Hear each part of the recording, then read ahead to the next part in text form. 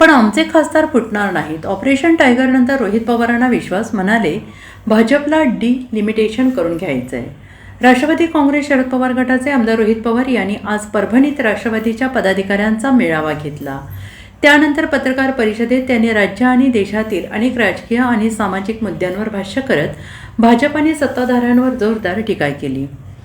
राज्यात राजकीय पक्षातील फोडाफोडीवर त्यांनी भाष्य केलं. तर आमचे खासदार कुठेही जाणार नसल्याचं त्यांनी म्हटलंय. ते आमच्या खासदारांच्या संपर्कात असू शकतात, पण आमचे खासदार फुटणार नाहीत असा विश्वास रोहित पवार यांनी व्यक्त केला आहे.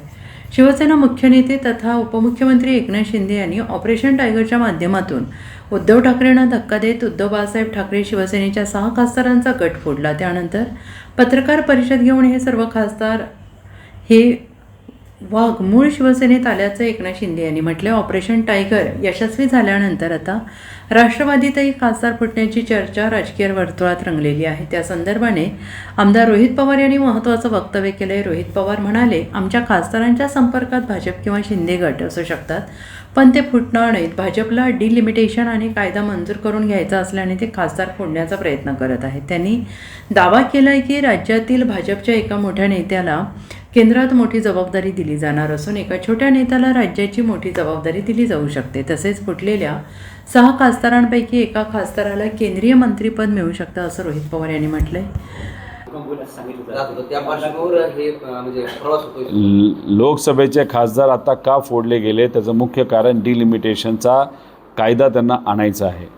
खासदारांची मदत त्यांना लागणार आहे, कारण का मोदी साहेबांना परत निवडून यायचं असेल तर त्यांना आहे त्या संख्याबळावर निवडून येता येणार नाही अशी भावना त्यांची झाली. म्हणून 18 ते 19 दिवस अमित शहा साहेब वेस्ट बेंगॉलला जाऊन बसले होते, प्रयत्न करत होते. काही झालं तर सरकार अलिबल, कारण त्याला TMC फोडायची होती आणि थोडक्यात त्यांचं सरकार तिथं आलं. 3% फरक पडला आणि ते सरकार आल्यानंतर 20 खासदार फोडले, यांचे 6 खासदार फोडले, 26 खासदार झाले, 60 खासदार लागणार आहेत. आमचा एकही खासदार फुटणार नाही आणि दक्षिण भारतातले कुठलेही खासदार त्यांना मदत करणार नाही. त्यामुळे मध्य आणि दक्षिण मदत करणार नाही. SP फुटत नाही, कारण SPचं वातावरण उत्तर प्रदेशमध्ये अतिशय सुंदर आहे.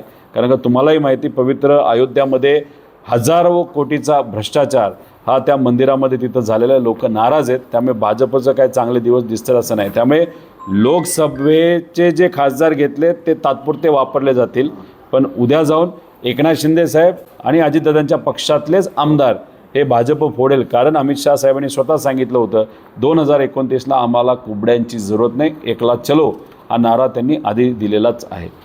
Bureau report SPN Marathi, Parbhani.